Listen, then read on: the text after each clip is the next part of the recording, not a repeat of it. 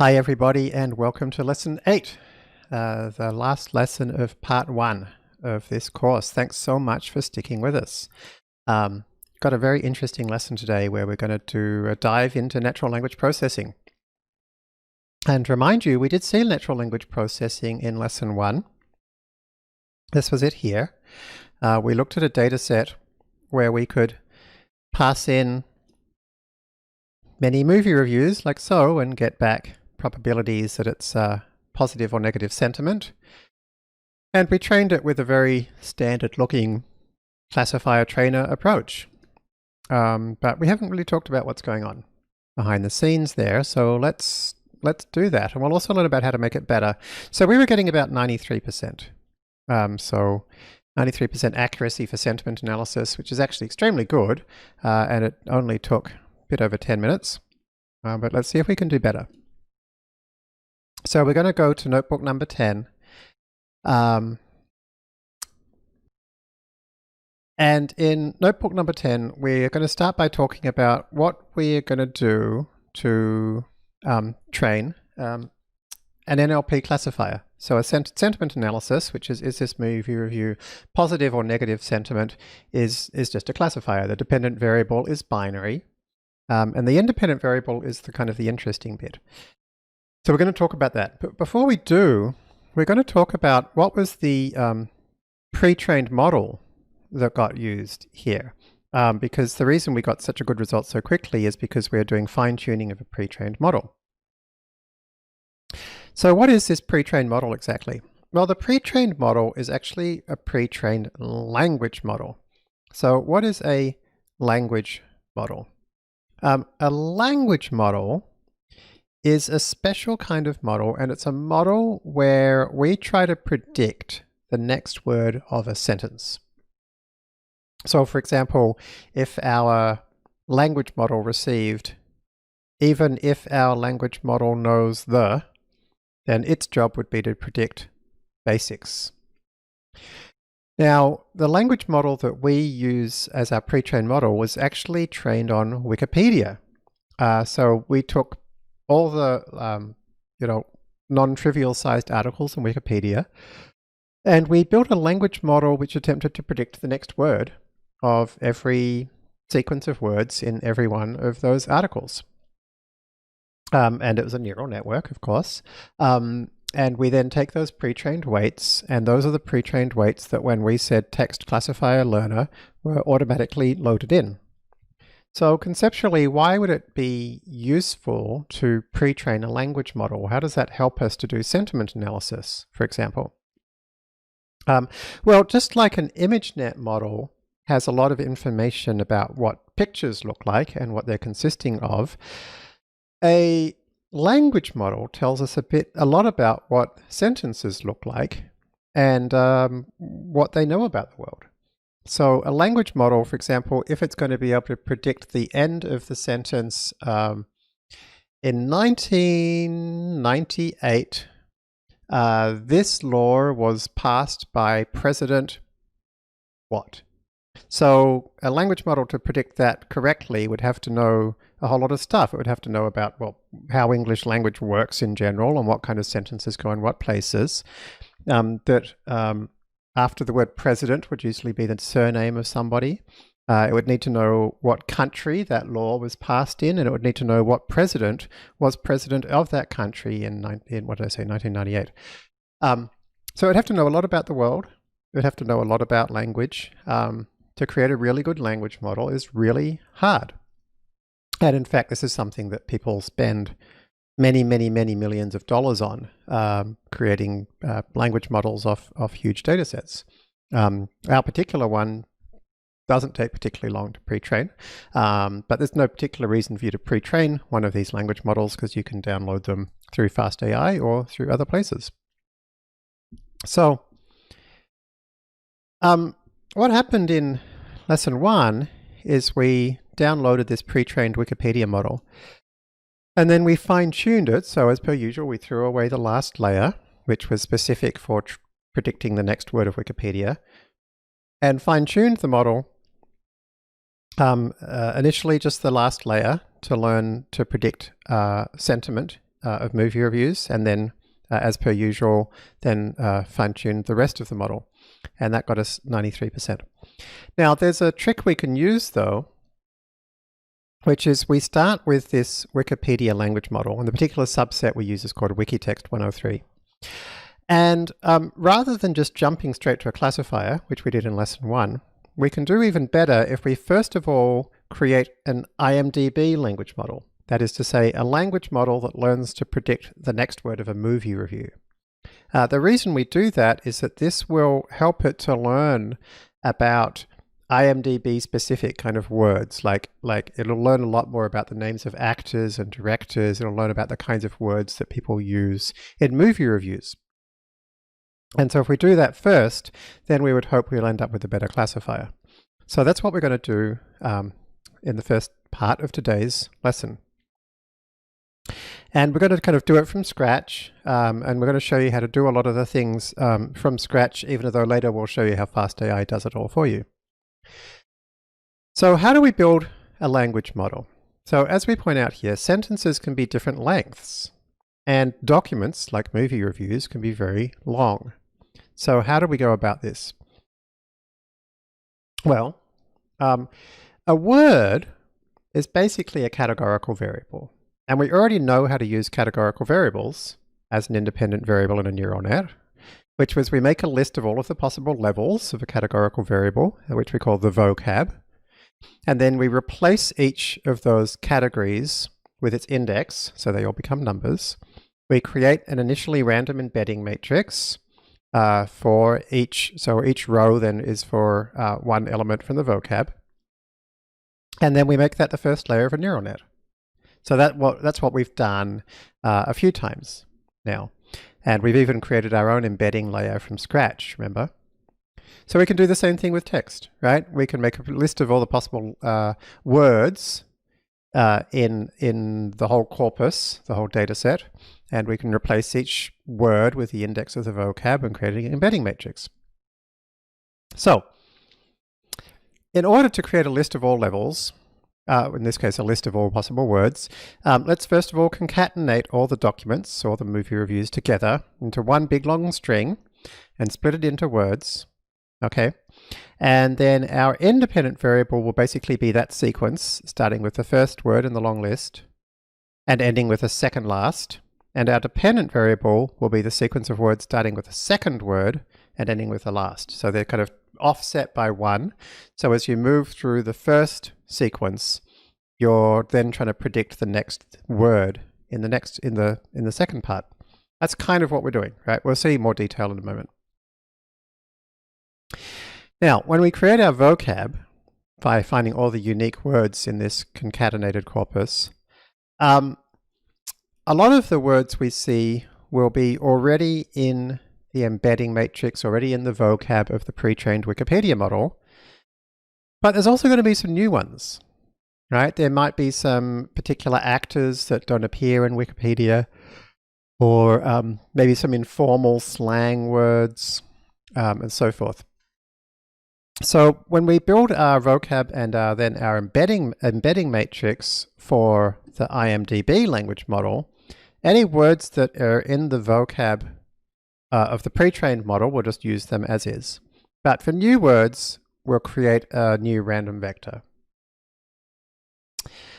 So here's the process we're going to have to go through.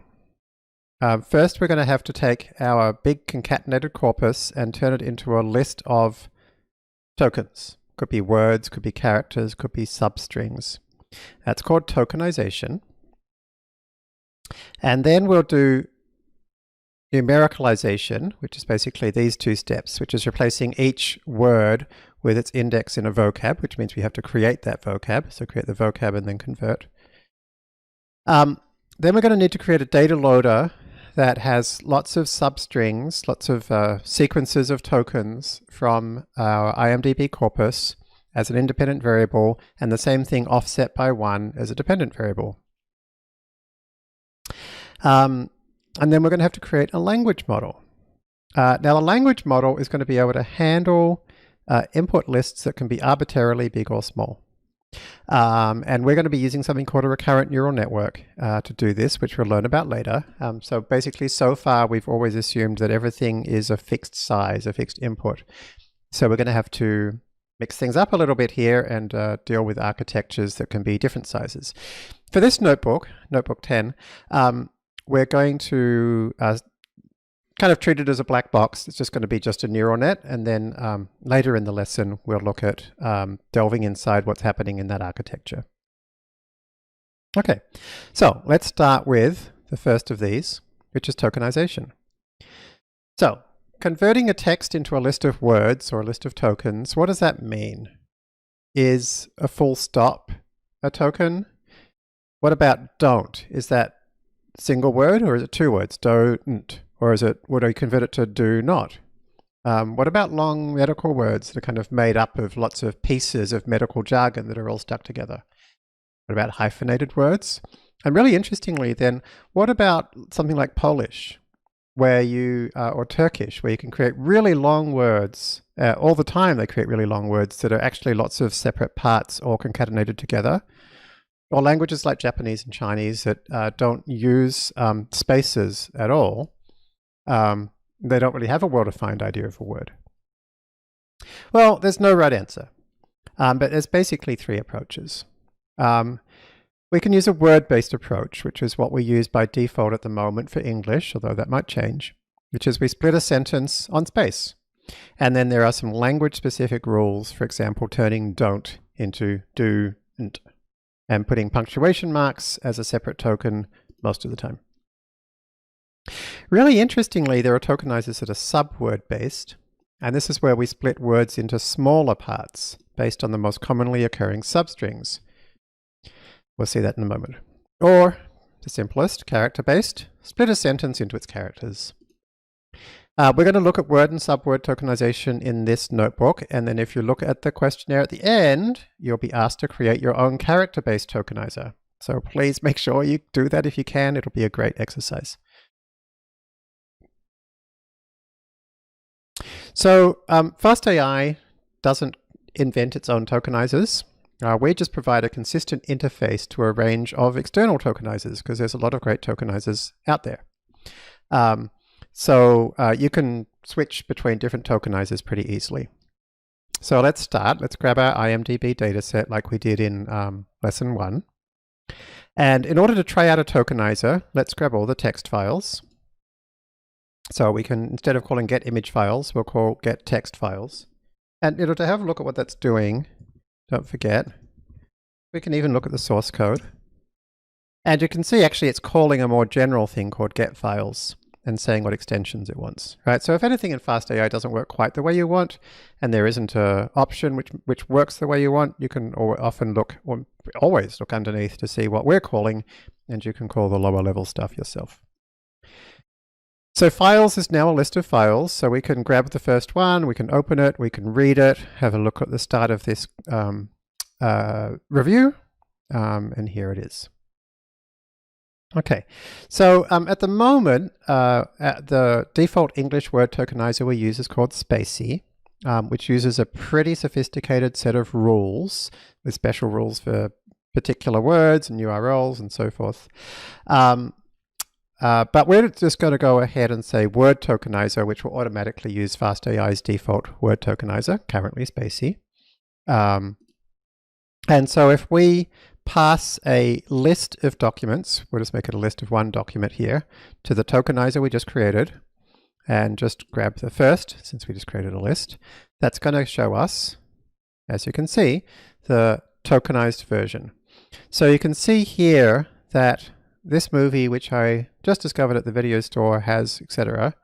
It's changed its into its, and it's put a comma as a separate punctuation mark, and so forth.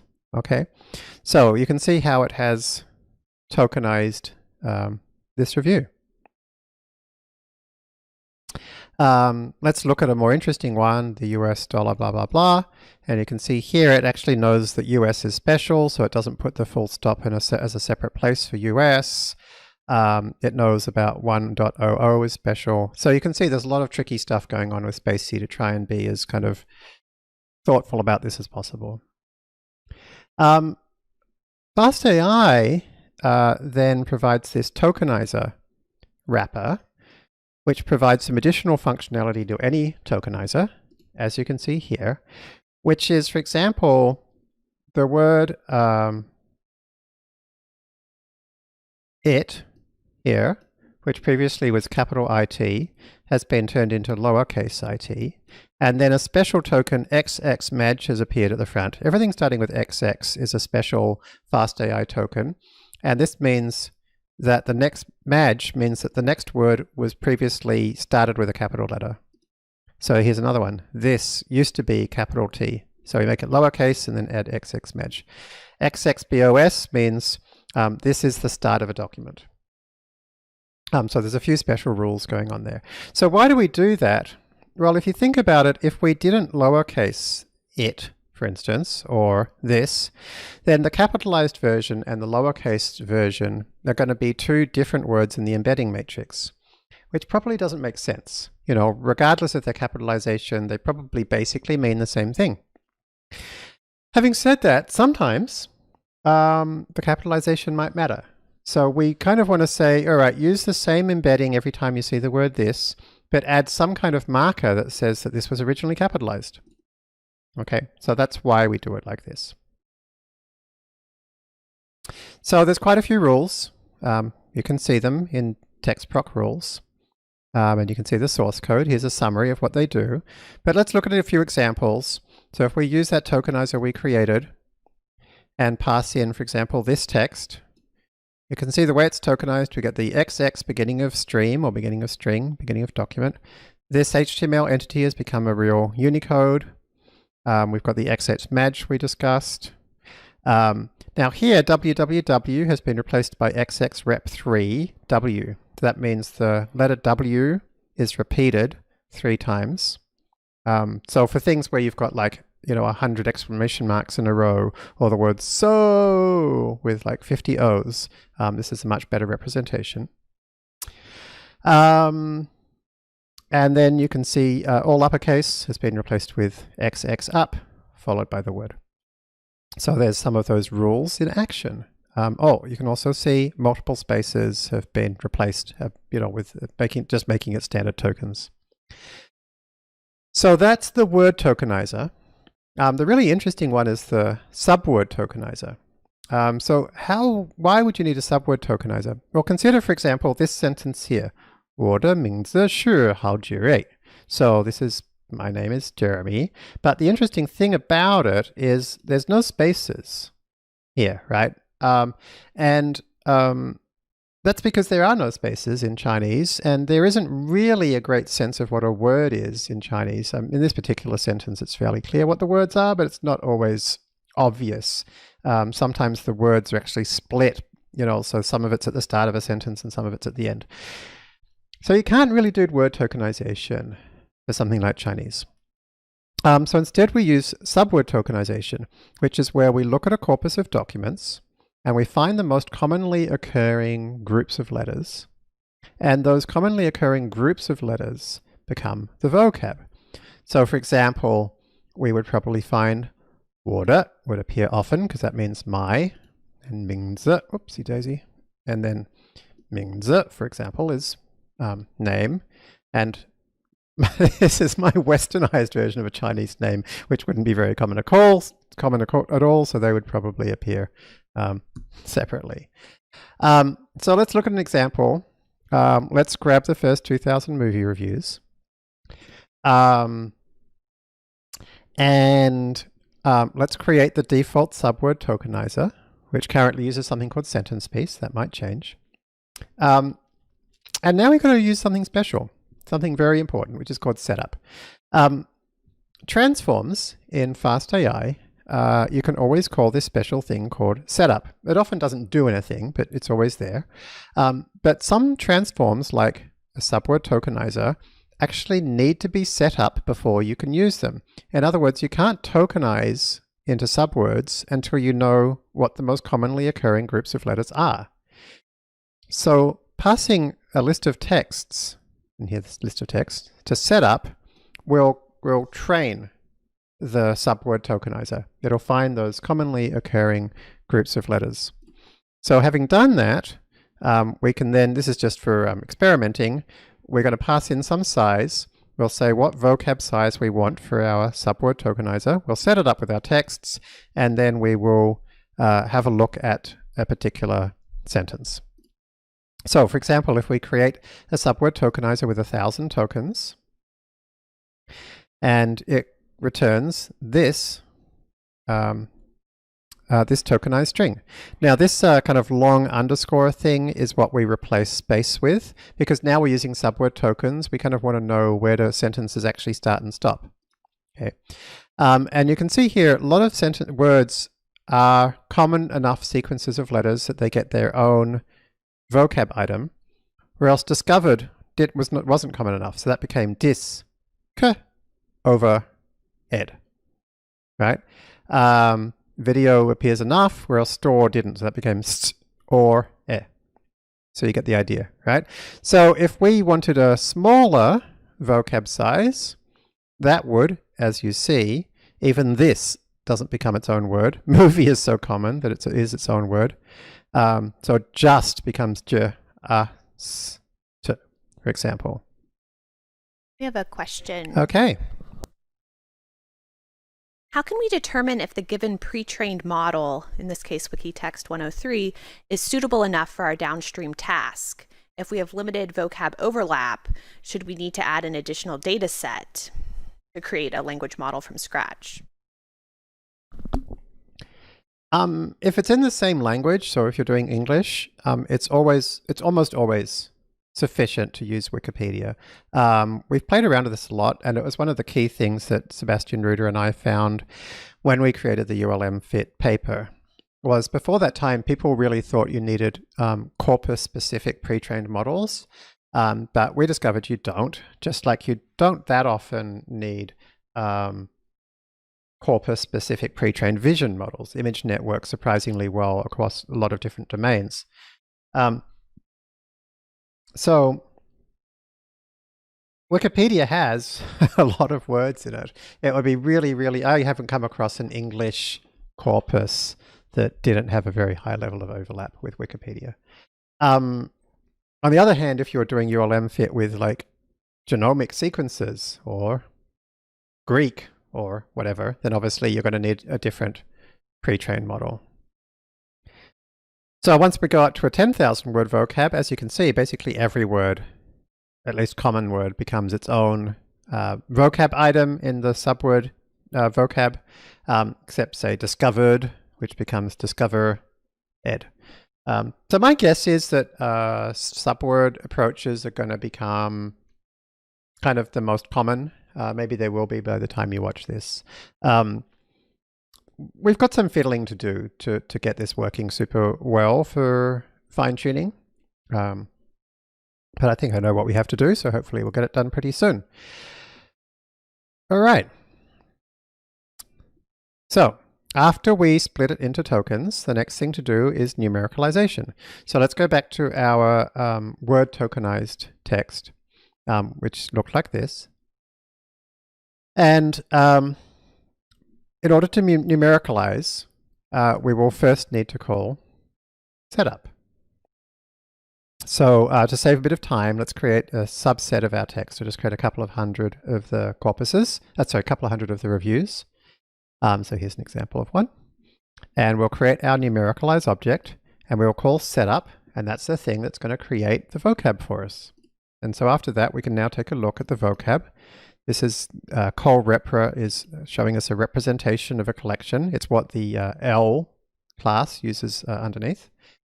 And you can see when we do this that the vocab starts with the special tokens, and then we start getting the English tokens in order of frequency. So the default is a vocab size of 60,000. So that'll be the size of your embedding matrix by default. And if there are more than 60,000 unique words in your vocab, in your corpus, then any the least common ones will be replaced with a special XXUnc unknown token. So that'll help us avoid having a too big embedding matrix.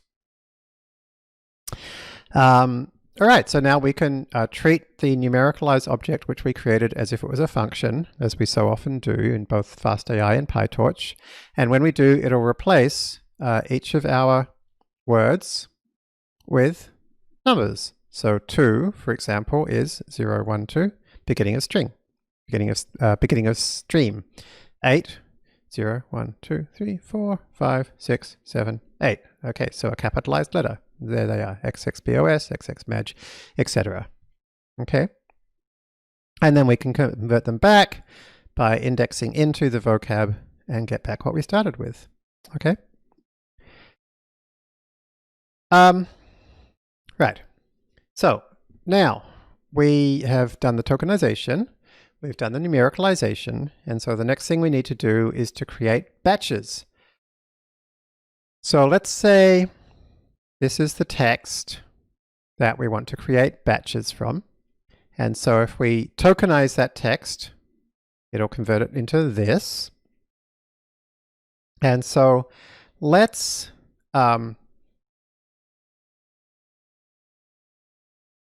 take that and write it out here. Let's do it here. Let's take that and write it out here. So XXBOS, XXMag in this chapter, XXBOS, XXMag in this chapter. We will go back over the example of classifying, and then next row starts here. Movie reviews we studied in chapter 1 and dig deeper under the surface, full stop, XXMag. First we will look at the etc. Okay, so we've taken these 90 tokens and to create a batch size of 6, we've broken up the text into 6 contiguous parts, each of length 15. So 1, 2, 3, 4, 5, 6, and then we have 15 columns. Okay, so 6 by 15. Now ideally, we would just provide that to our model as a batch. And if indeed that was all the data we had, we could just pass it in as a batch.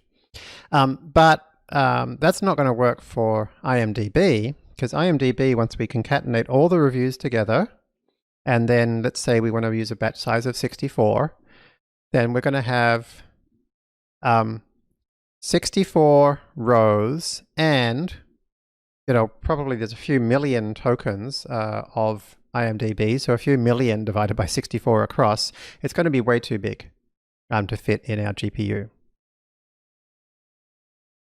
So what we're going to do then is we're going to split up that big wide array and we're going to split it up horizontally. So we'll start with XXBOS, XXMag in this chapter, and then down here we will go back over the example of classifying. Movie reviews we studied in chapter 1 and dig deeper, under the surface, etc. So this would become our first mini batch. Right? And so you can see what's happened is the kind of second row, right, actually is continuing what was like way down here. And so we basically treated each row as totally independent. So when we predict the second, from the second mini batch, the second mini batch is going to follow from the first, in that each row, so row 1 in the second mini batch will join up to row 1 of the first. Row 2 of the second mini batch will join up to row 2 of the first.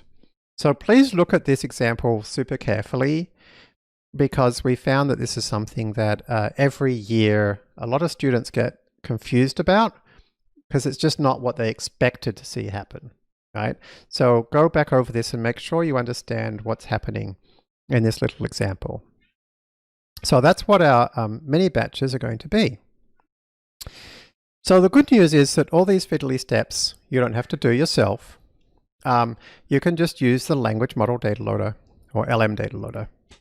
So if we take those all the tokens from the first 200 movie reviews and map them through our numericalize object, right? So now we've got numericalized versions of all those tokens, and then pass them into LM data loader.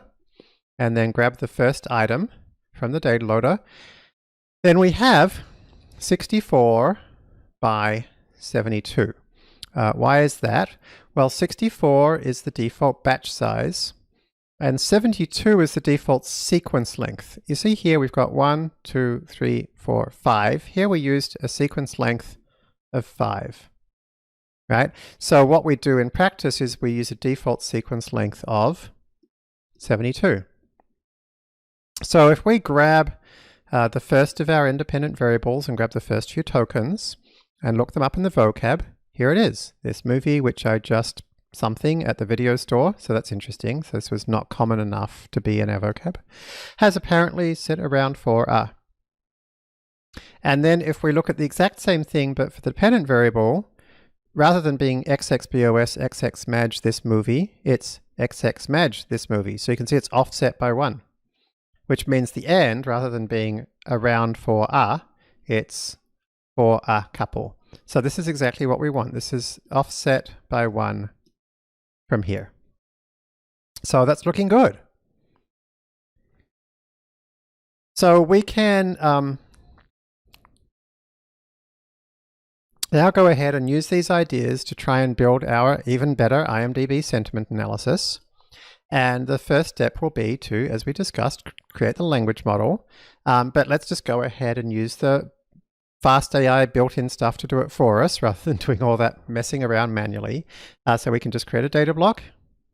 And our blocks are, it's going to be a text block from folder. And the items are going to be text files from these folders. And we're going to split things randomly, and then going to turn that into data loaders with a batch size of 128 and a sequence length of 80.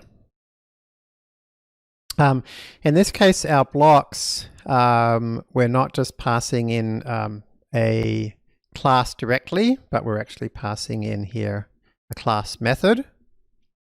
And that's so that we can allow the tokenization, for example, to be saved, to be cached in some path, so that the next time we run this, it won't have to do it all from scratch.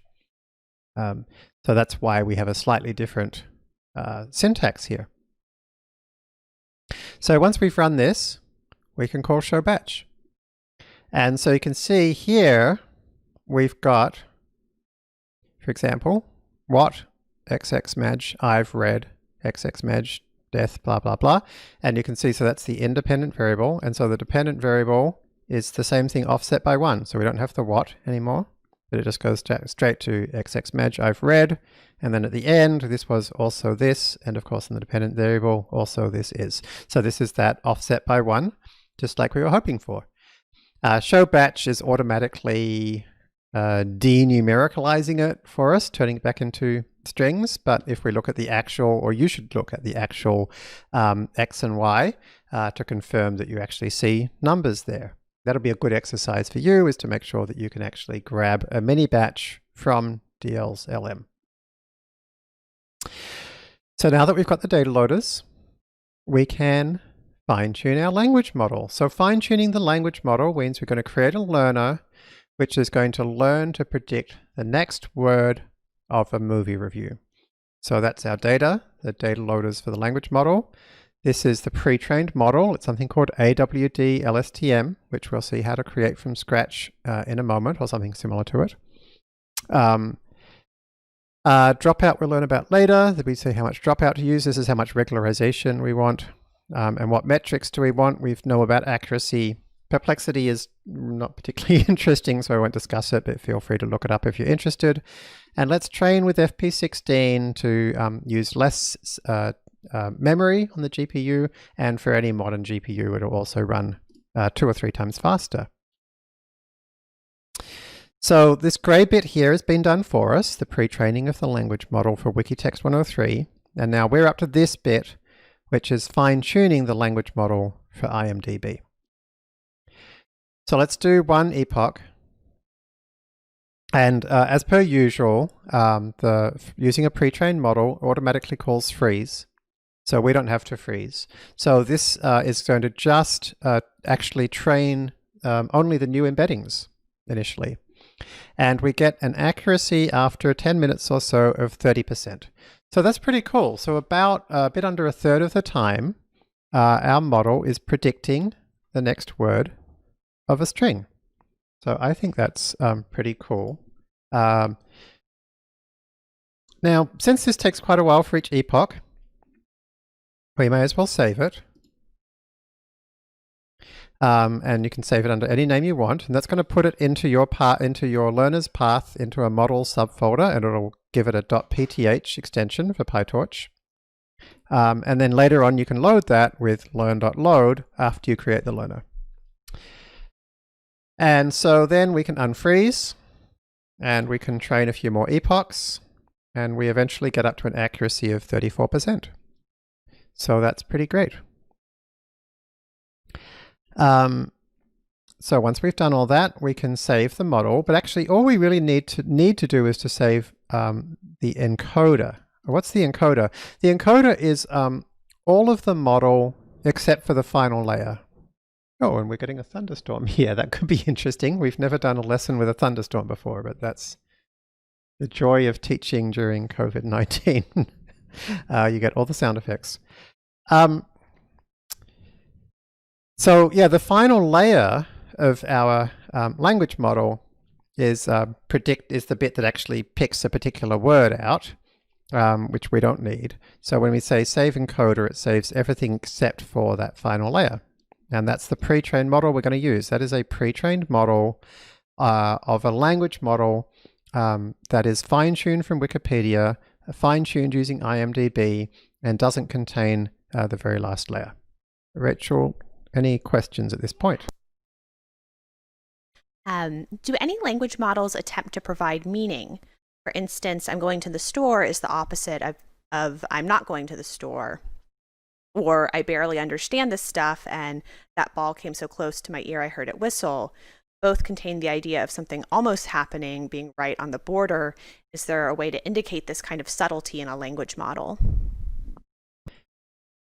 Yeah, absolutely. Our language model will have all of that in it, or hopefully it will. Hopefully it'll learn about it. We don't have to program that. The whole point of machine learning is it learns it for itself.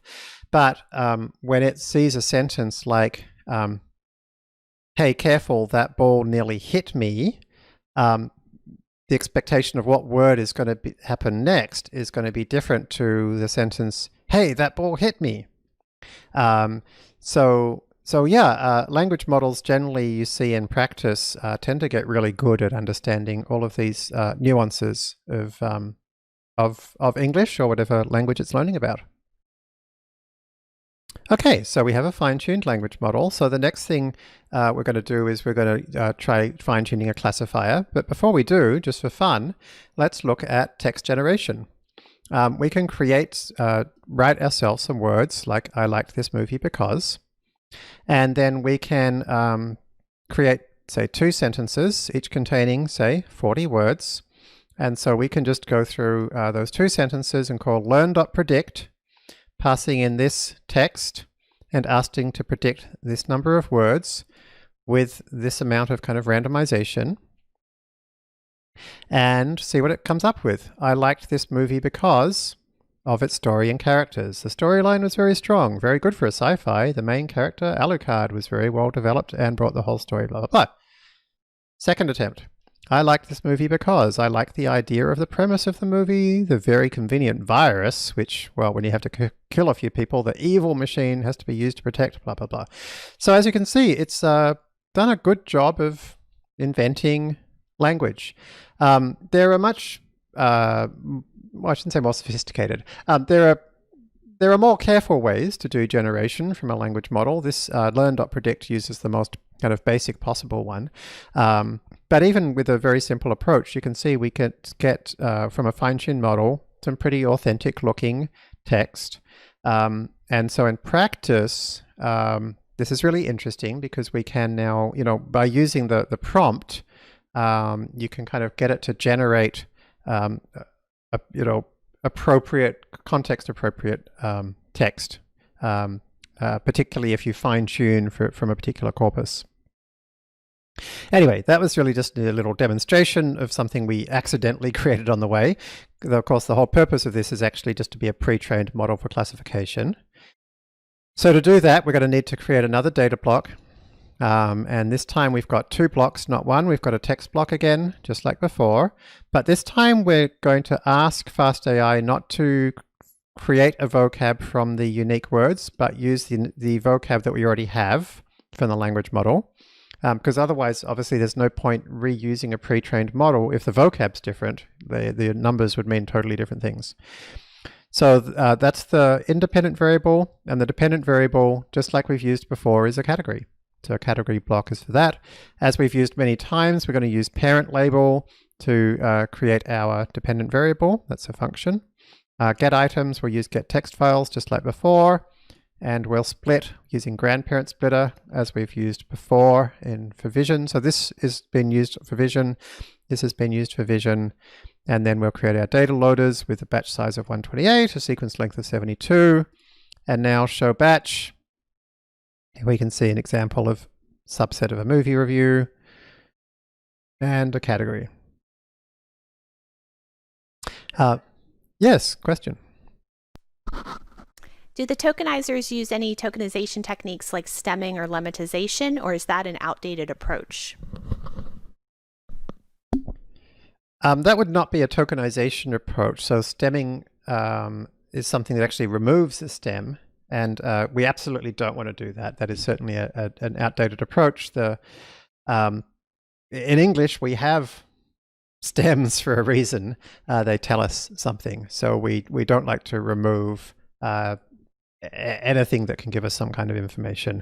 We used to use that for kind of pre-deep learning NLP quite a bit because we didn't really have good ways like embedding matrices of handling big vocabs that just differed in the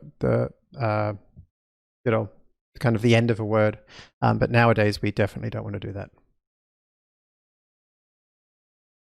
Oh yeah, one other difference here is previously we had an is lm equals true when we said text block from folder to say it was a language model. We don't have that anymore because it's not a language model. Okay, now one thing with a language model that was a bit easier was that we could concatenate all the documents together, and then we could split them by batch size to create, well, not split them by batch size, split them into a number of substrings based on the batch size. And that way we could ensure that every mini batch was the same size. It would be batch size by sequence length. But for classification, we can't do that. We actually need each dependent variable label to be associated with each complete movie review. Now, we're not showing the whole movie review here. We've truncated it just for display purposes, but we're going to use the whole movie review to make our prediction. Now, the problem is that if we're using a batch size of 128, and our movie reviews are often like 3,000 words long, we could end up with something that's way too big to fit into the GPU memory.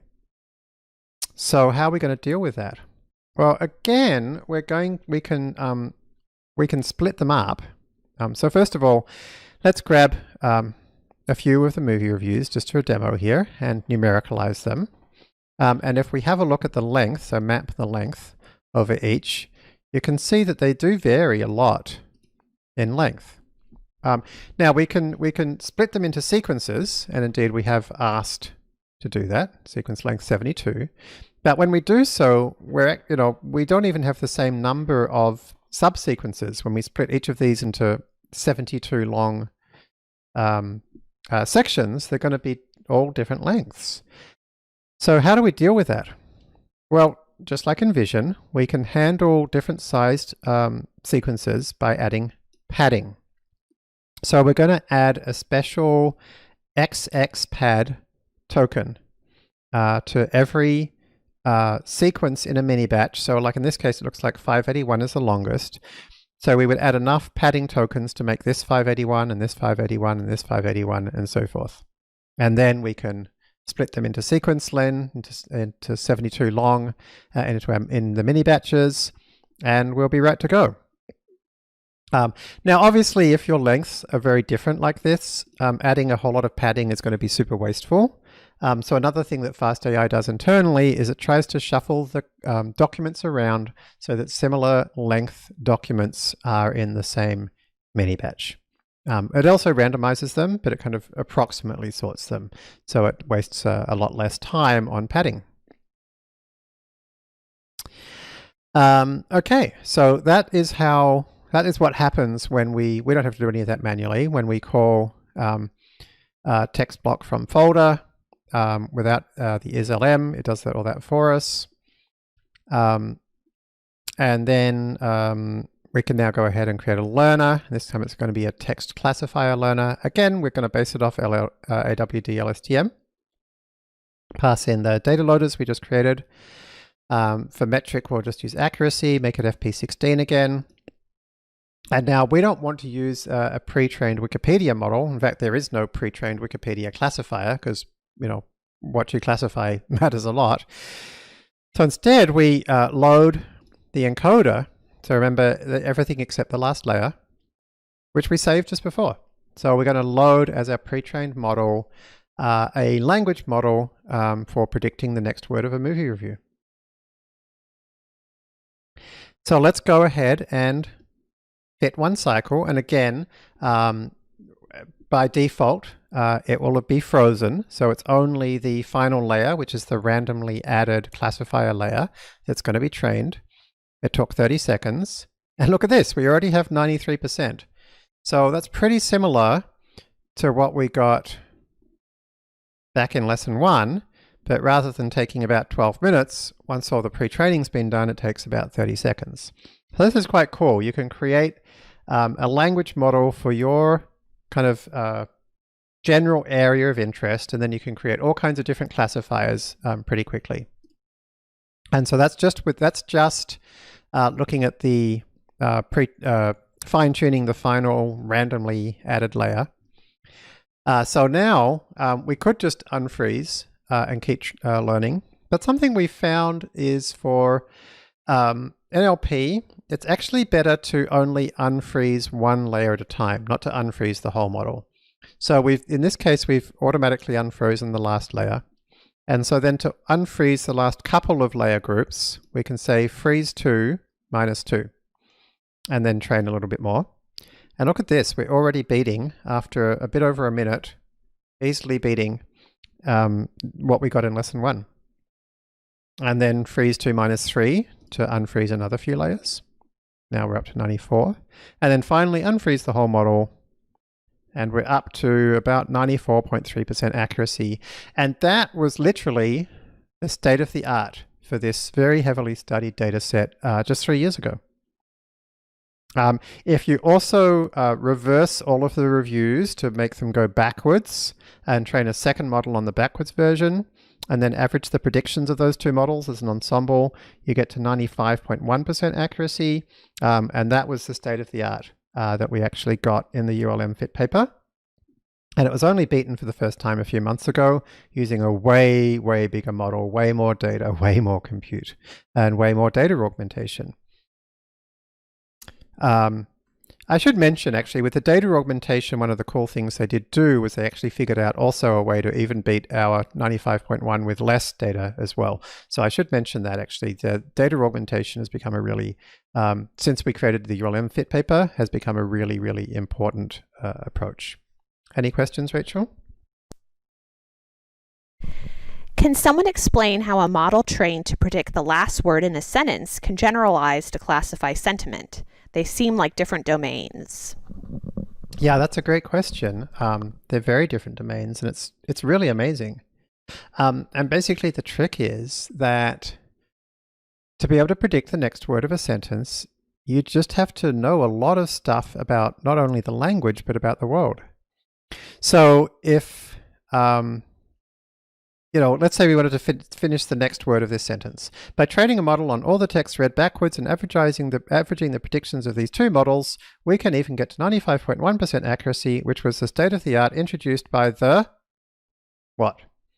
So to be able to fill in the word ULM fit, You would have to know a whole lot of stuff about, the fact that there's a thing called fine-tune, pre-trained language models, and which one gets which results, and that ULM fit got this particular result. I mean, that would be an amazing language model that could fill that in correctly. I'm not sure that any language models can, but to give you a sense of like what you have to be able to do to be good at language modeling. So if you're going to be able to predict the next word of a sentence like, wow, I really love this movie. I love every movie containing Meg what, right? Maybe it's Ryan. You would have to know about like the fact that Meg Ryan is an actress and actresses are in movies and so forth. So when you know so much about English and about the world, to then turn that into something which recognizes that I really love this movie is a good thing rather than a bad thing is just not a very big step. And as we saw, you can actually get that far using just fine-tuning just the very last layer or two. So it's amazing. And I think that's super, super cool. All right, another question. How would you do data augmentation on text? Well, you would probably Google for unsupervised data augmentation and read this paper and things that have cited it. So this was the one that easily beat our Imdb result with only 20 labeled examples, which is amazing, right? And so they did things like, if I remember correctly, translate every sentence into a different language and then translate it back again. So you kind of get like different rewordings of the sentence that way. Yeah, so kind of tricks like that.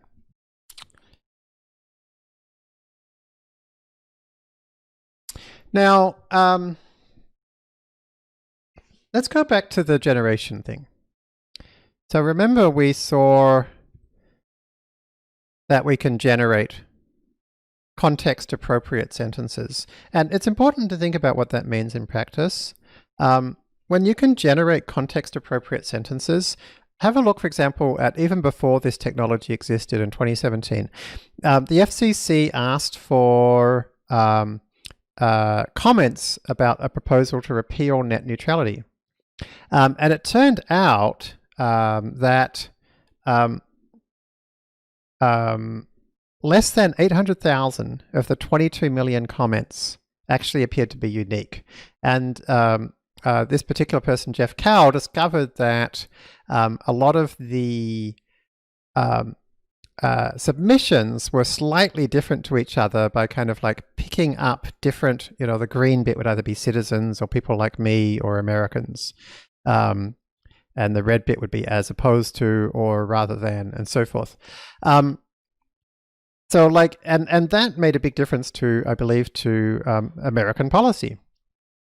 Here's an example of a Reddit conversation. You're wrong. The defense budget is a good example of how badly the US spends money on the military, ... Somebody else, yeah, but that's already happening. There's a huge increase in the military budget, ... I didn't mean to sound like stop paying for the military. I'm not saying that we cannot pay the bills, ... Oh, all of these are actually created by a language model called GPT-2. And this is a very concerning thing around disinformation, is that never mind fake news, never mind deep fakes. Think about like what would happen if somebody invested a few $1 million in creating 1 million Twitter bots and Facebook groups bots and Weibo bots and made it so that 99% of the content on social networks were deep learning bots.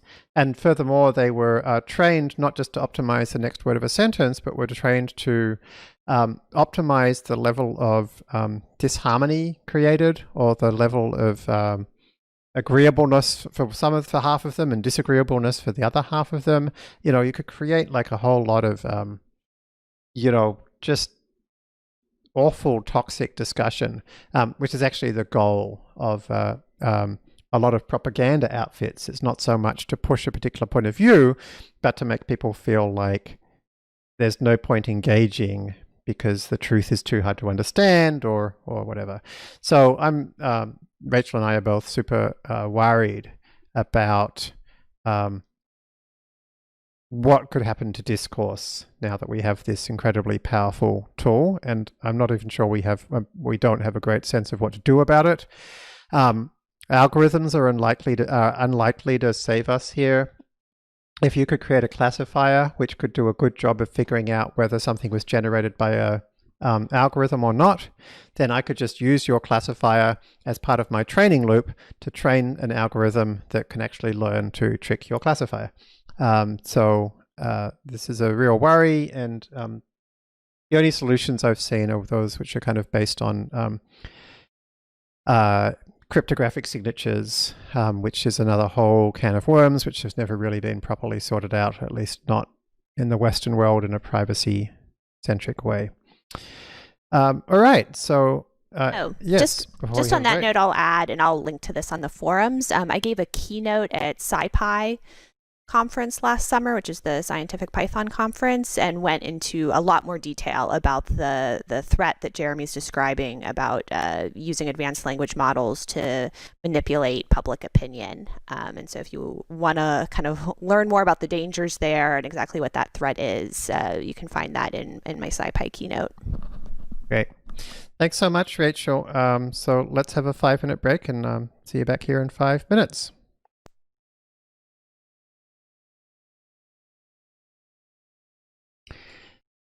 So we're going to finish with a kind of a segue into what will eventually be part 2 of the course, which is to go right underneath the hood and see exactly how a more complex architecture works. And specifically, we're going to see how a recurrent neural network works. Do we have a question first?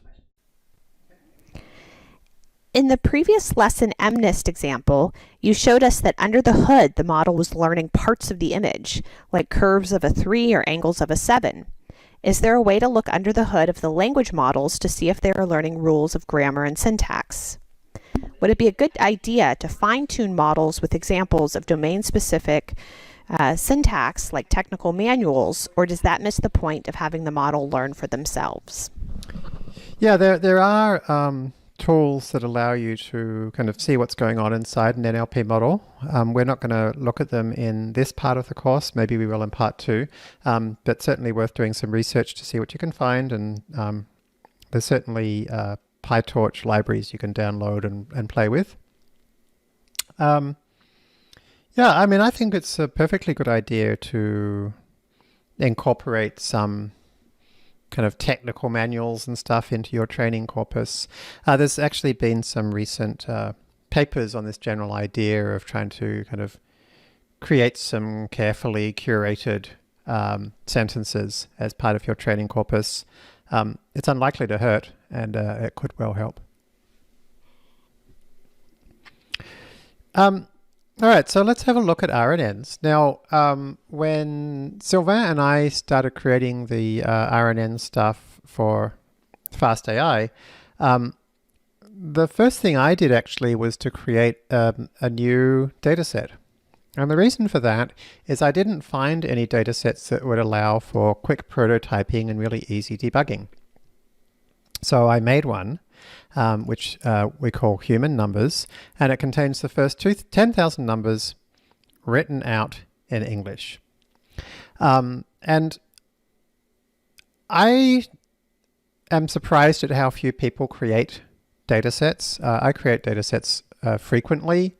I specifically look for things that can be kind of small, easy to prototype, good for debugging and quickly trying things out. And very, very few people do this, even though like this human numbers data set, which has been so useful for us, took me, I don't know, an hour or 2 to create. So this is definitely an underappreciated, underutilized technique. So we can grab the human numbers data set and we can see that there's a training and a validation text file. We can open each of them. And for now, we're just going to concatenate the 2 together into a file called lines. And you can see that the contents are 1, 2, 3, etc. And so there's a new line at the end of each. We can concatenate those all together and put a full stop between them, as so. Okay. And then you could tokenize that by splitting on spaces. And so, for example, here's tokens 100 to 110, new number 42, new number 43, new number 44, and so forth. So you can see I'm just using plain Python here. There's not even any PyTorch, certainly not any fastai. To create a vocab, we can just create all the unique tokens, of which there are 30. And then to create a lookup from, so that's a lookup from a word to an ID, from an ID to a word. To go from a word to an ID, we can just enumerate that and create a dictionary from word to ID.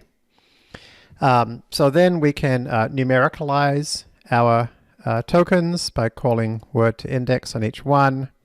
And so here's our tokens, and here's the equivalent numericalized version. So you can see on fairly small data sets, when we don't have to worry about scale and speed and the details of tokenization in English, you can do the whole thing in just plain Python. The only other thing we did to save a little bit of time was use L, but you could easily do that with the Python standard library in about the same amount of code.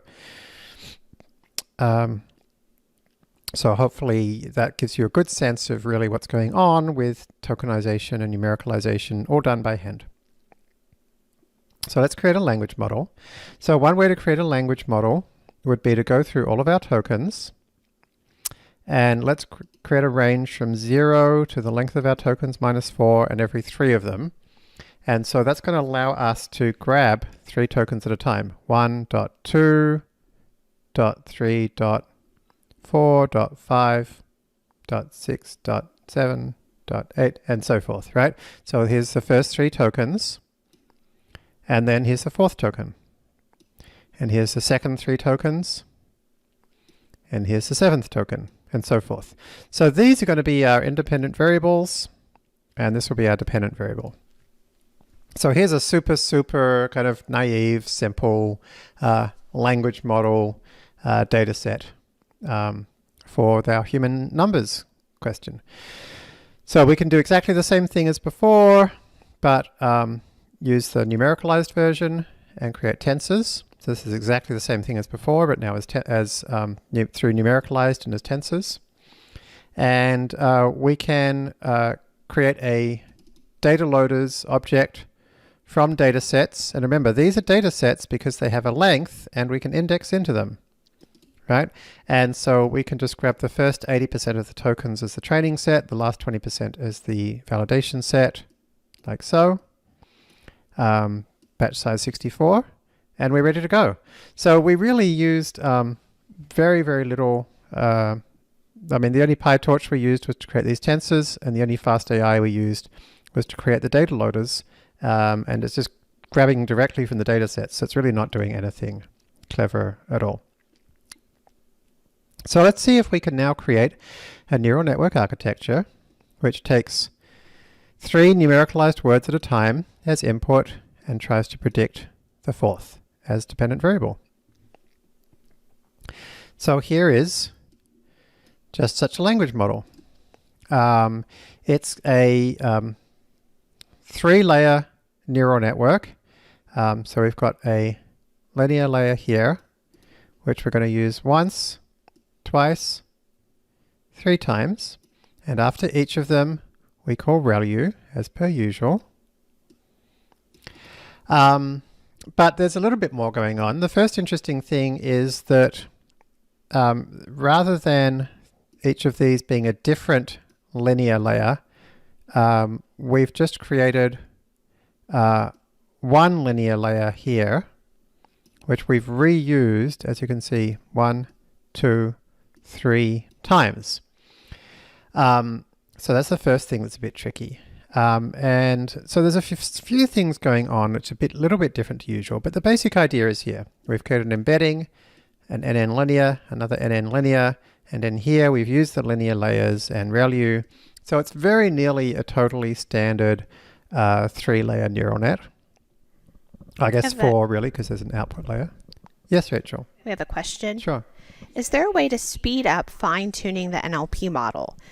10 plus minutes per epoch slows down the iterative process quite a bit. Any best practices or tips? I can't think of any, obviously, other than to say you don't normally need to fine-tune it that often. The work is often more at the classifier stage. So yeah, I tend to kind of just leave it running overnight or while I have lunch or something like that. Yeah, just make sure you don't sit there watching it. Go and do something else. This is where it can be quite handy to have a second GPU or fire up a second AWS instance or whatever, so you can kind of keep moving while something's training in the background. All right, so what's going on here in this model? To describe it, we're actually going to develop a little kind of pictorial representation. And the pictorial representation is going to work like this. Let's start with a simple linear model to define this pictorial representation. A simple linear model has an input of size, batch size by number of inputs. And so we're going to use a rectangle to represent an input. We're going to use an arrow to represent a layer computation. So in this case, there's going to be a matrix product for a simple linear model. There'd be a matrix, actually, sorry, this is a single hidden layer model. There'll be a matrix product followed by a ReLU. So that's what this arrow represents. And out of that, we're going to get some activations. And so circles represent computed activations. And it would be, we call this a hidden layer. It would be of size batch size by number of activations. That's its size. And then to create a neural net, we're going to do a second matrix product, and this time a softmax. So the computation, again, represented by the arrow. And then output activations are a triangle. So the output would be batch size by num classes. So let me show you the pictorial version of this. So this is going to be our legend. Triangle is output, circle hidden, rectangle input. And here it is. We're going to take the first word as an input. It's going to go through a linear layer and a ReLU. And you'll notice here I've deleted the details of what the operations are at this point, and I've also deleted the sizes. So every arrow is basically just a linear layer followed by a nonlinearity. So we take the word 1 input and we put it through the layer, the linear layer and the nonlinearity to give us some activations. So there's our first set of activations. And when we put that through another linear layer and nonlinearity, to get some more activations. And at this point, we get word 2. And word 2 is now goes through a linear layer and a nonlinearity. And these two, when two arrows together come to a circle, it means that we add or concatenate, either's fine, the two sets of activations. So we'll add the set of activations from this input to the set of activations from here to create a new set of activations. And then we'll put that through another linear layer and a ReLU. And again, word 3 is now going to come in and go through a linear layer and a ReLU, and they'll get added to create another set of activations. And then they'll go through a final linear layer and ReLU I guess softmax to create our output activations. So this is our model. It's basically a standard 1,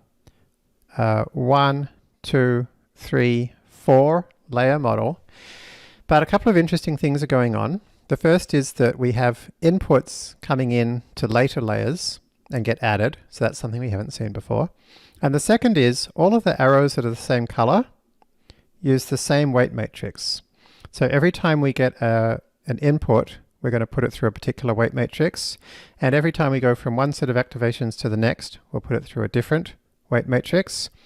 And then to go from the activations to the output, we'll use a different weight matrix. So if we now go back to the code, to go from input to hidden, not surprisingly, we always use an embedding.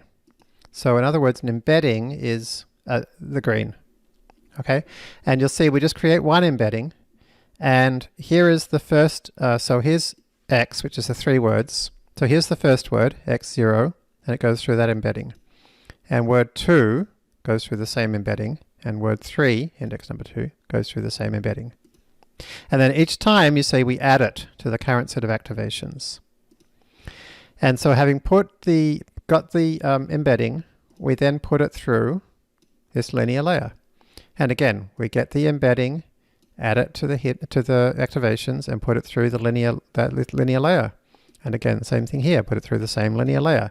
So HH is the orange. So these set of activations we call the hidden state. Okay, and so the hidden state is why it's called H. And so if you follow through these steps, you'll see how each of them corresponds to a step in this diagram. And then finally at the end, we go from the hidden state to the output, which is this linear layer, hidden state to the output. Okay. And then we don't have the actual softmax there because, as you'll remember, we can incorporate that directly into the loss function, the cross-entropy loss function, using PyTorch. So one nice thing about this is everything we're using we have previously created from scratch. So there's nothing magic here. We've created our own embedding layer from scratch. We've created our own linear layer from scratch. We've created our own ReLU from scratch. We've created our own cross-entropy loss from scratch. So you could actually try building this whole thing yourself from scratch. So why do we, just in terms of the nomenclature, IH, so H refers to hidden. So this is a layer that goes from input to hidden. This is one that goes from hidden to hidden. This is one that goes from hidden to output. So if any of this is feeling confusing at any point, go back to where we actually created each one of these things from scratch and create it from scratch again. Make sure you actually write the code so that nothing here is mysterious. So why do we use the same embedding matrix each time we have a new input word for input word index 0, 1, and 2? Well, because conceptually, they all represent English words for human numbers. So why would you expect them to be a different embedding? They all should have the same representation because they all have the same meaning. Same for this hidden to hidden. At each time, we're basically describing how to go from one token to the next of our language model. So we'd expect it to be the same computation. So that's basically what's going on here. So having created that model, we can go ahead and instantiate it. So we're going to have to pass in the vocab size for the embedding and the number of hidden, right? So that's the number of activations. So here we create the model, and then we create a learner by passing in a model and our data loaders and a loss function and optionally metrics, and we can fit. Now, of course, this is not pre-trained, right? This is not an application-specific learner, so it wouldn't know what pre-trained model to use. So this is all random. And we're getting somewhere around 45 to 50% or so accuracy. Is that any good? Well, you should always compare to random, or not random. You should always compare to like the simplest model, where the simplest model is like some average or something. So what I did is I grabbed the validation set, so all the tokens, put it into a Python standard library counter, which simply counts how many times each thing appears. I found that the word 1,000 is the most common. And then I said, okay, what if we used 7,104, 1,000, that's here, and divide that by the length of the tokens, and we get 15%, which in other words means if we always just predicted, I think the next word will be 1,000, we would get 15% accuracy. But in this model, we got around 45 to 50% accuracy. So in other words, our model is a lot better than the simplest possible baseline. So we've learned something useful. That's great. So the first thing we're going to do is we're going to refactor this code. Because you can see we've got x going into IH, going into HH, going into ReLU. X going into IH, going into HH, going to ReLU. X going into IH, going into HH, going to ReLU. How would you refactor that in Python? You would, of course, use a for loop. So let's go ahead and write that again. So these lines of code are identical. In fact, these lines of code are identical, as is this. And we're going to, instead of doing all that stuff manually, we create a loop that goes through 3 times. And in each time it goes IH, add to our hidden, HH, ReLU. And then at the end, hidden to output. So this is exactly the same thing as before, but it's just refactored with a for loop. And we can train it again, and again we get the same, basically 45 to 50%, as you would expect, because it's exactly the same. It's just been refactored. So here's something crazy. This is a recurrent neural network. Even though it's like exactly the same as this, right? It's just been refactored into a loop. And so, believe it or not, that's actually all an RNN is. An RNN is a simple refactoring of that model, with that deep learning linear model we saw. I shouldn't say linear model. Deep learning model of simple linear layers with ReLUs.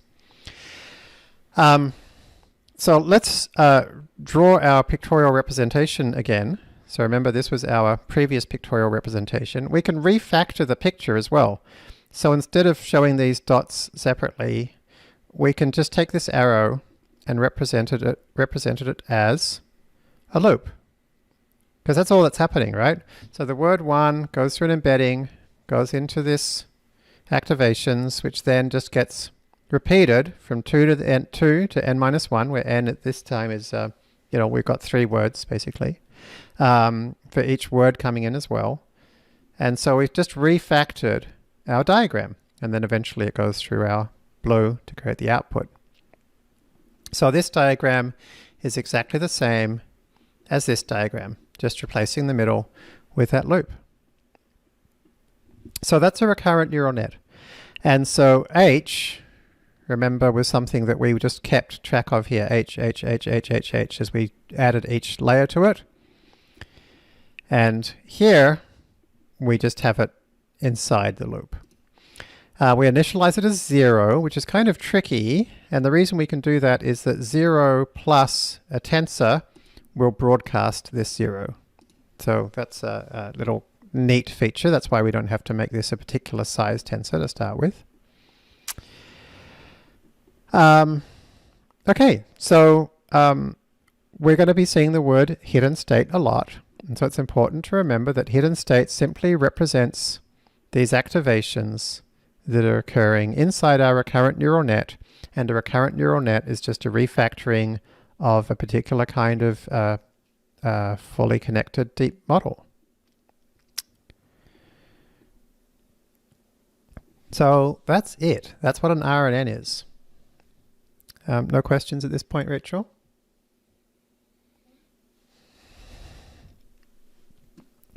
Something that's a bit weird about it, though, is that for every batch, we're setting our hidden state to 0.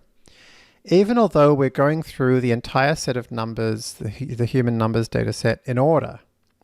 So you would think that by the time you've gone like 1, 2, 3, you shouldn't then forget everything we've learnt when you go to 4, 5, 6, right?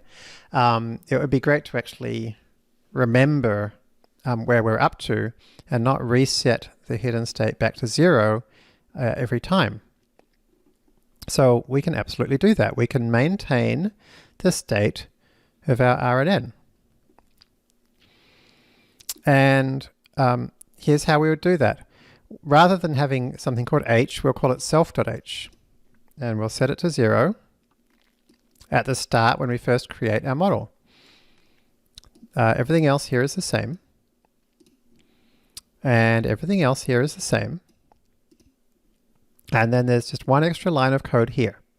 What's going on here? Well, here's the thing. If h is something which persists from batch to batch, then effectively this loop is effectively kind of becoming infinitely long, right? Our deep learning model, therefore, is getting effectively, well, not infinitely deep, but as deep as the entire size of our data set, because every time we're stacking new layers on top of the previous layers.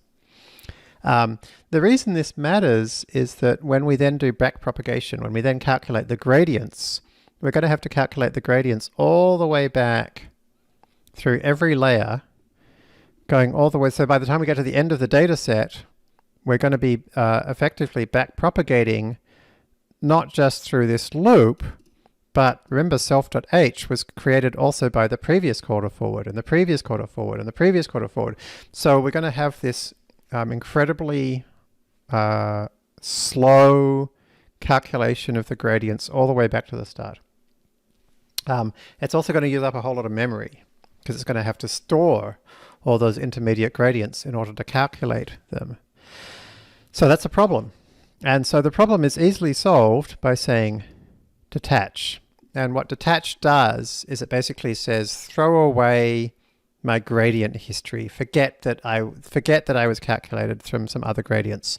So the activations are still stored, but the gradient history is no longer stored. And so this kind of cuts off the gradient computation. And so this is called truncated backpropagation. So exactly the same lines of code as the other two models. H equals 0 has been moved into self.h equals 0. These lines of code are identical, and we've added one more line of code. So the only other thing is that from time to time, we might have to reset self.h to 0. So I've created a method for that, and we'll see how that works shortly. Okay, so backpropagation, oh sorry, I was using the wrong jargon. Backpropagation through time is what we call it when we calculate the backprop over going back through this loop. All right, now we do need to make sure that the samples are seen in the correct order, you know, given that we need to make sure that every batch connects up to the previous batch. So go back to notebook 10 to remind yourself of what that needs to look like. But basically the first batch, we see that the length of our sequences divided by the batch size is 328. So the first batch will be index number 0, then m, then 2 times m, and so forth. And the second batch will be 1, m plus 1, 2 times m plus 1, and so forth. So the details don't matter, but here's how we create, do that indexing. So now we can go ahead and call that group chunks function to create our training set and our validation set. And certainly don't shuffle because that would break everything in terms of the ordering. And then there's one more thing we need to do, which is we need to make sure that at the start of each epoch, we call reset. Because at the start of the epoch, we're going back to the start of our natural numbers. So we need to set self.h back to 0. So something that we'll learn about in part 2 is that fastai has something called callbacks. And callbacks are classes which allow you to basically say, during the training loop, I want you to call some particular code. And in particular, this is going to call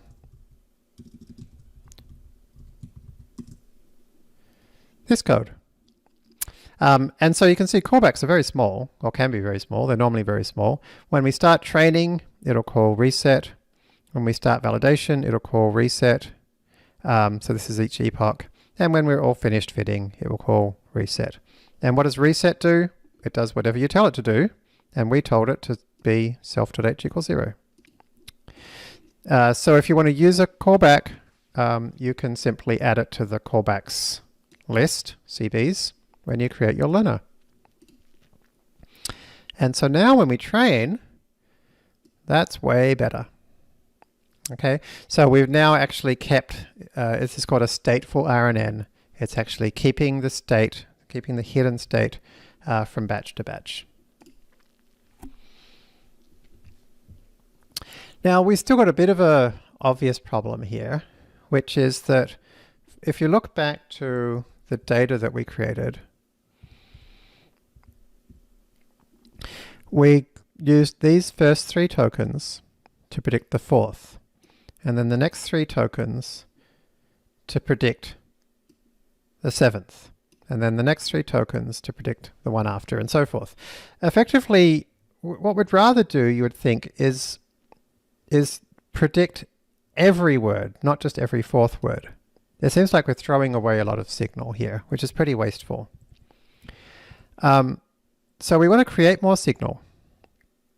And so the way to do that would be, rather than putting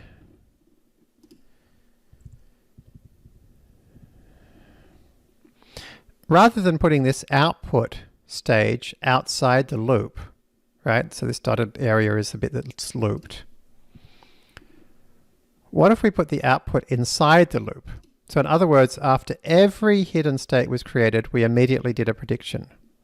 And so that way we could predict after every time step, and our dependent variable could be the entire sequence of numbers offset by 1. So that would give us a lot more signal. So we have to change our data so that the dependent variable has each of the next 3 words after each of the 3 inputs. So instead of being just the numbers from I to I plus SL as input, and then I plus SL plus 1 as output, we're going to have the entire set offset by 1 as our dependent variable. So and we can now do exactly the same as we did before to create our data loaders. And so you can now see that each sequence is exactly the previous, is the independent variable and the dependent variable are the same thing, but offset by 1. Okay. And then we need to modify our model very slightly. This code is all exactly the same as before. But rather than now returning one output, we'll create a list of outputs and we'll append to that list after every element of the loop. And then at the end, we'll stack them all up. And then this is the same. So it's nearly exactly the same. Okay, just a very minor change. Our loss function we need to create our own loss function, which is just the cross entropy loss. But we need to just flatten it out. So the target gets flattened out, the input gets flattened out. And so then we can now pass that as our loss function. Everything else here is the same, and we can fit. And we've gone from, I can't remember, 58 to 64. So it's improved a little bit. So that's good. You know, we did find this a little flaky. Sometimes it would train really well. Sometimes it wouldn't train great. But sometimes we often got this reasonably good answer. Now, one problem here is, although effectively we have quite a deep neural net, if you kind of go back to the version, so this version where we have the loop in it is kind of the normal way to think about an RNN, but perhaps an easier way to think about it is what we call the unrolled version. And the unrolled version is when you look at it like this. Now, if you unroll this stateful neural net we have, it is quite deep, but every single one of the hidden to hidden layers uses exactly the same weight matrix. So really, it's not really that deep at all, because it can't really do very sophisticated computation because it has to use the same weight matrix every time. So in some ways, it's not really any smarter than a plain linear model. So it would be nice to try to, create a truly deep model, have multiple different layers that it can go through. So we can actually do that easily enough by creating something called a multi-layer RNN. And all we do is we basically take that diagram we just saw before and we repeat it. But, and this is actually a bit unclear, the dotted arrows here are different weight matrices to the non-dotted arrows here. So we can have a different hidden to hidden weight matrix in the kind of second set of RNN layers and a different weight matrix here for the second set. And so this is called a stacked RNN or a multi-layer RNN. And so here's the same thing in the unrolled version, right? So this is exactly the same thing, but showing you the unrolled version. Writing this out by hand, maybe that's quite a good exercise, or particularly this one would be quite a good exercise, but it's kind of tedious, so we're not going to bother. Instead, we're going to use PyTorch's RNN class. And so PyTorch's RNN class is basically doing exactly what we saw here, right? And specifically this part here and this part here, right? But it's nice that it also has an extra number of layers parameter that lets you tell it how many to stack on top of each other. So it's important when you start using PyTorch's RNN to realize there's nothing magic going on, right? You're just using this refactored for loop that we've already seen. So we still need the input to hidden embedding. This is now the hidden to hidden with the loop all done for us. And then this is the hidden to output just as before. And then this is our hidden just like before. So now we don't need the loop. We can just call self.rnn and it does the whole loop for us. We can do all the input to hidden at once to save a little bit of time because thanks to the wonder of embedding matrices. And as per usual, we have to go detach to avoid getting a super deep effective network and then pass it through our output linear layer. So this is exactly the same as the previous model, except that we have just refactored it using nn.rnn and we said we want more than one layer. So let's request, say, 2 layers. We still need the model resetter just like before because remember nothing's changed. And let's go ahead and fit. And oh, it's terrible. So why is it terrible? Well, the reason it's terrible is that now we really do have a very deep model. And very deep models are really hard to train because we can get exploding or disappearing activations. So what that means is we start out with some initial state and we're gradually putting it through all of these layers and all of these layers, right? And so each time we're doing a matrix multiplication, which remember is just doing a whole bunch of multiplies and adds. And then we multiply and add and we multiply and add and we multiply and add and we multiply and add. And if you do that enough times, you can end up with very, very, very big results. Or, so that would be if the kind of things we're multiplying and adding by are pretty big, or very, very, very, very small results. Particularly because we're putting it through the same layer again and again, right? And why is that a problem? Well, if you multiply by 2 a few times, you get 1, 2, 4, 8, etc. And after 32 steps, you're already at 4 billion. Or if you start at 1 and you multiply by half a few times, after 32 steps, you're down at this tiny number. So a number even slightly higher or lower than 1 can kind of cause an explosion or disappearance of a number. And matrix multiplication is just multiplying numbers and adding them up. So exactly the same thing happens to matrix multiplication. You kind of have matrices that grow really big or grow really small. When that does that, you're also going to have exactly the same things happening to the gradients. They'll get really big and really small. And one of the problems here is that numbers are not stored precisely in a computer. They're stored using something called floating point. So we stole this nice diagram from this article called What You Never Wanted to Know About Floating Point, but Will Be Forced to Find Out. And here we're at this point where we're forced to find out. And it's basically showing us the granularity with which numbers are stored. And so the numbers that are further away from 0 are stored much less precisely than the numbers that are close to 0.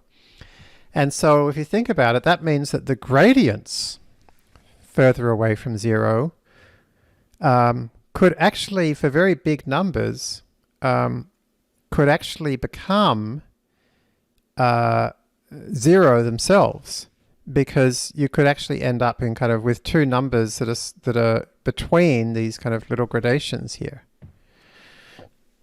And you actually end up with the same thing with the really small numbers, because the really small numbers, although they're closer together, the numbers that they represent are also very close together. So in both cases, the kind of the relative accuracy gets worse and worse. So you really want to avoid this happening. There's a number of ways to avoid this happening. And this is the same for really deep convolutional neural nets, or really deep kind of tabular, standard tabular networks. Anytime you have too many layers, it can become difficult to train, and you generally have to use like either really small learning rates, or you have to use special techniques that avoid exploding or disappearing activations or gradients.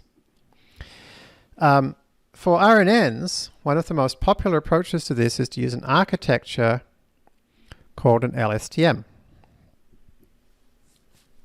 And I am not going to go into the details of an Lstm from scratch today, but it's in the book and in the notebook. But the key thing to know about an Lstm is, let's have a look, is that rather than just being a matrix multiplication, it is this, which is that there are a number of linear layers that it goes through, and those linear layers are combined in particular ways. And the way they're combined, which is shown in this kind of diagram here, is that it basically is designed such that that there are like little mini neural networks inside the layer which decide how much of the previous state is kept, how much is thrown away, and how much of the new state is added. And by letting it have little neural nets to kind of calculate each of these things, it allows the Lstm layer, which again is shown here, to decide how much of an update to do at each time. And then with that capability, it basically allows it to avoid kind of updating too much or updating too little. And by the way, this code you can refactor, which Sylvain did here, into a much smaller amount of code, but these two things are exactly the same thing. So as I said, I'm not going to worry too much about the details of how this works now. The important thing just to know is that you can replace the matrix multiplication in an Rnn with this sequence of matrix multiplications and sigmoids and times and plus. And when you do so, you will very significantly decrease the amount of gradient or activation, explosions or disappearances. So that's called an Lstm cell, and an Rnn which uses this instead of a matrix multiplication is called an Lstm. And so you can replace nn.rnn with nn.lstm. Other than that, we haven't really changed anything, except that LSTMs, because they have more of these layers in them, we actually have to make our hidden state have more layers in as well. But other than that, we can just replace LSTM, RNN with LSTM, and we can call it just the same way as we did before. We can detach just like before, but that's now a list, so we have to detach all of them and pop it through our output layer, which is exactly as before. Reset is just as before, except it's got a loop through each one. And we can fit it in exactly the same way as before. And as you can see, we end up with a much better result, which is great. We have 2 questions. Okay, perfect. Could we somehow use regularization to try to make the RNN parameters close to the identity matrix? Or would that cause bad results because the hidden layers want to deviate from the identity during training? So we're actually about to look at regularization. So we will take a look. The identity matrix, for those that don't know or don't remember, is the matrix where if you multiply it by it, you get exactly the same thing that you started with. So just like if you multiply by 1, you get back the same number you started with. For linear algebra, if you multiply by the identity matrix, you get the same matrix you started with. And actually, one quite popular approach to initializing the hidden-to-hidden activations is to initialize with an identity matrix, which ensures that you start with something which doesn't have gradient explosions or activation explosions. There are, we're about to have a look at some more regularization approaches, so let's wait until we do that. All right, next question. Is there a way to quickly check if the activations are disappearing / exploding? Absolutely. Just go ahead and calculate them. And we'll be looking at that in a lot more detail in part 2. But a really great exercise would be to try to figure out how you can actually output the activations of each layer. And it would certainly be very easy to do that in the RNNs that we built ourselves from scratch, because we can actually see the linear layers. And so you could just print them out or print out some statistics or store them away or something like that.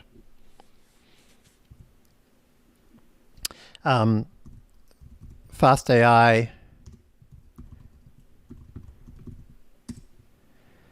has a class called activation stats.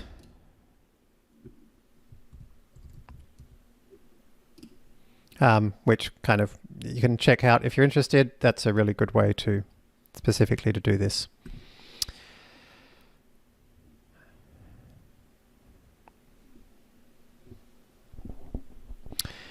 Okay, so regularization is important. We have potentially a lot of parameters and a lot of layers. It would be really nice if we can do the same kind of thing that we've done with our CNNs and so forth, which is to use more parameters, but then use regularization to ensure that we don't overfit. And so we can certainly do that with an LSTM as well. And perhaps the best way to do that is to use something called Dropout. And Dropout is not just used for RNNs. Dropout is used all over the place, but it works particularly well in RNNs. This is a picture from the Dropout paper. And what happens in Dropout is here's a kind of a picture of 3 fully connected layers. No, sorry, I guess it's 2, 1, 2, 3 fully connected layers. And so in these 2 fully connected layers at the start here, what we could do is we could delete some of the activations at random. And so this has happened here by X. This is what X means. It's like deleting those activations at random. And if we do so, you can see we end up with a lot less computation going on. And what Dropout does is each mini batch, it randomly deletes a different set of activations from whatever layers you ask for. So that's what Dropout does. So basically the idea is that Dropout helps to generalize, because if a particular activation was kind of effectively learning some input, some particular piece of input, memorizing it, then sometimes it gets randomly deleted. And so then suddenly it's not going to do anything useful at all. So by randomly deleting activations, it ensures that activations can't become over-specialized at doing just one thing. Because then if it did, then the times they're randomly deleted, it's not going to work. So here is the entire implementation of a dropout layer. You pass it some value p, which is the probability that an activation gets deleted. So we'll store that away. And so then in the forward, you're going to get your activations. Now, if you're not training, so if you're doing validation, then we're not going to do dropout, right?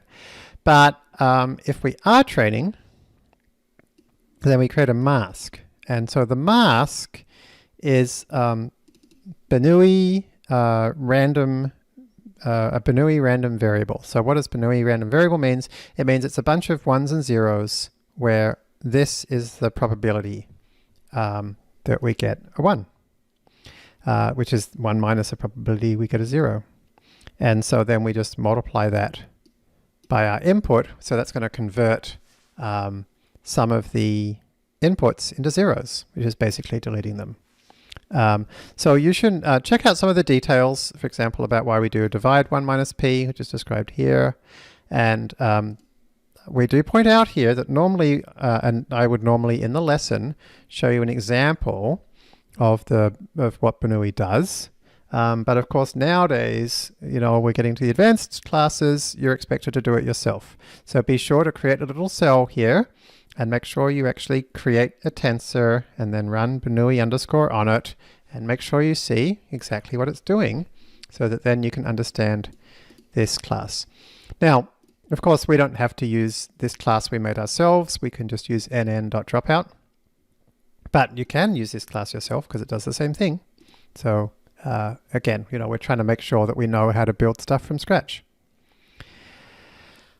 This special self.training is set for every module automatically by fastai based on whether or not you're in the validation part of your training loop or the training part of your training loop.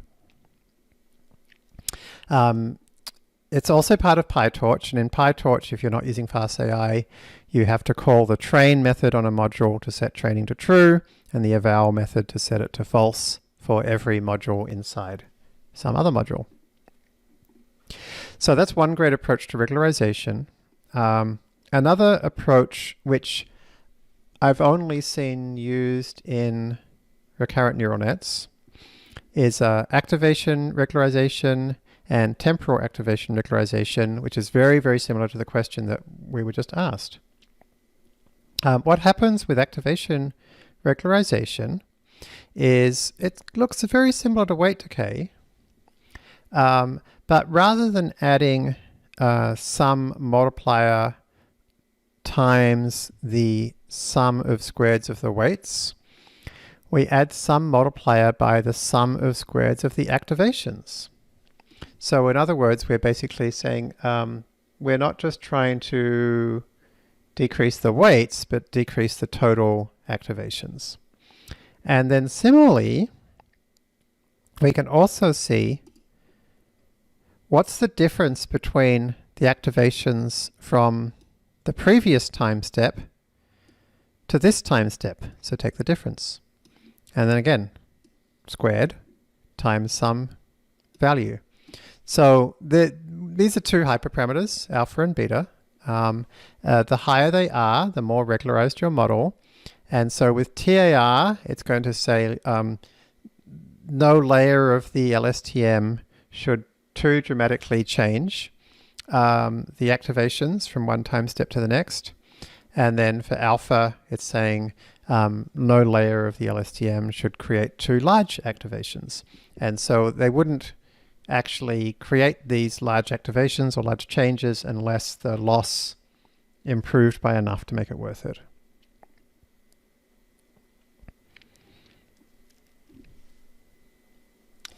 Okay, so there's then, I think, just one more thing we need to know about, which is called weight tying. And weight tying is a very minor change, and let's have a look at it here. So this is the embedding we had before. This is the LSTM we had before.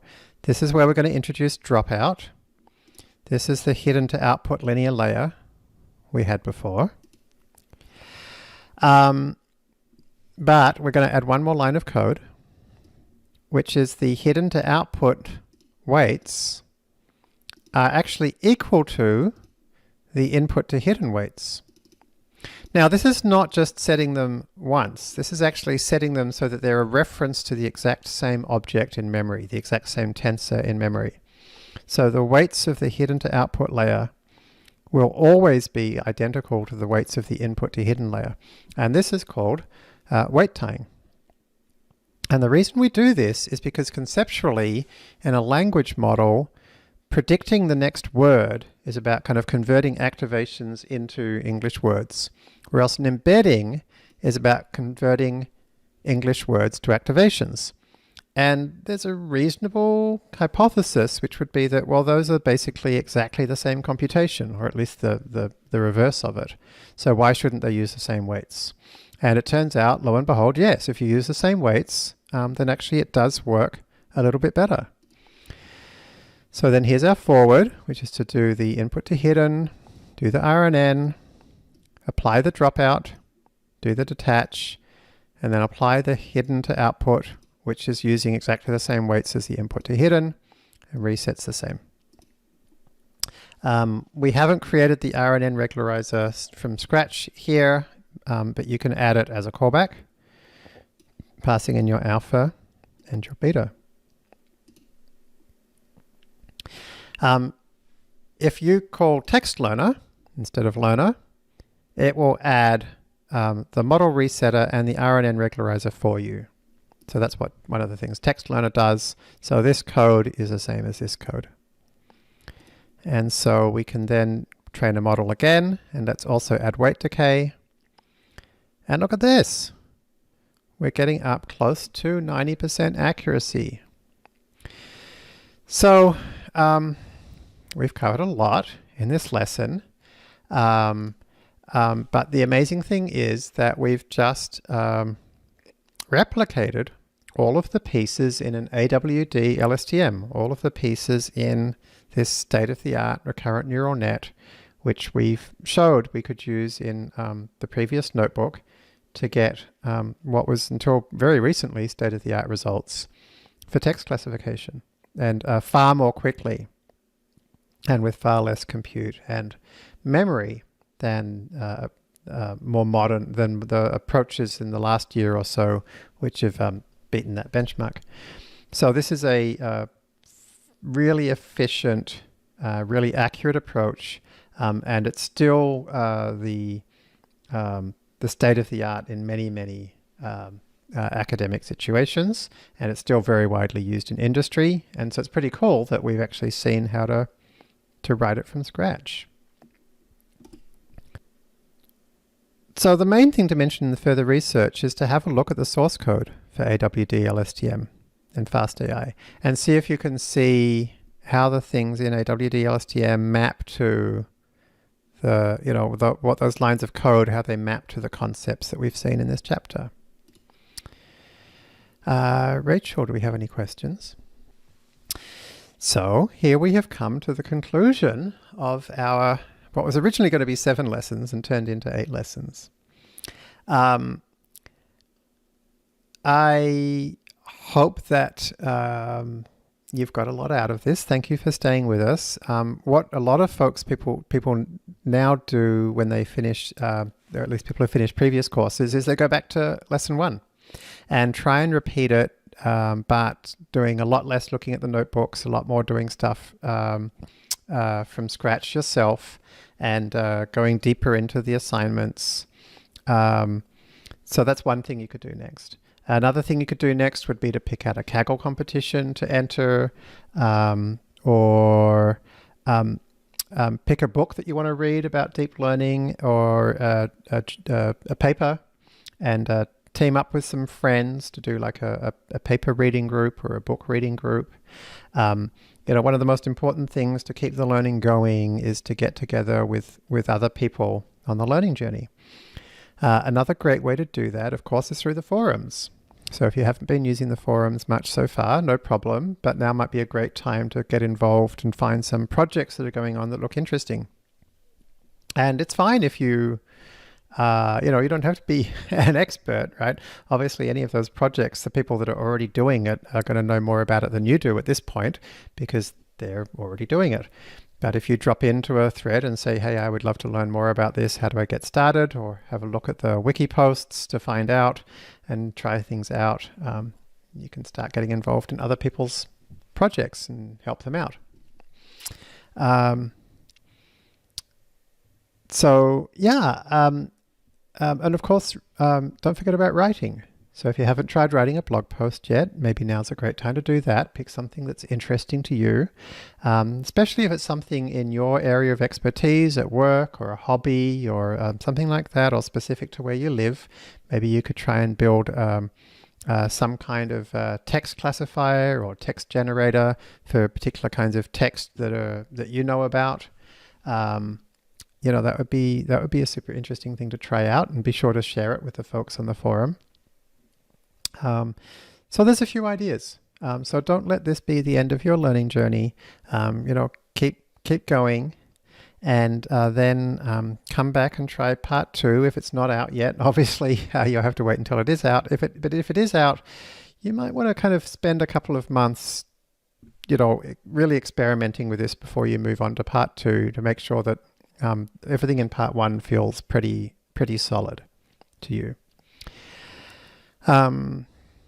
Well, thank you very much, everybody, for your time. We've really enjoyed doing this course. It's been a tough course for us to teach because with all this COVID-19 stuff going on at the same time, I'm really glad we've got through it. I'm particularly grateful to Sylvain, who has been extraordinary in really making so much of this happen, and particularly since I've been so busy with COVID-19 stuff around masks in particular. It's really a lot thanks to Sylvain that everything has come together. And of course to Rachel, who's been here with me on every one of these lessons. Thank you so much. And I'm looking forward to seeing you again in a future course. Thanks, everybody.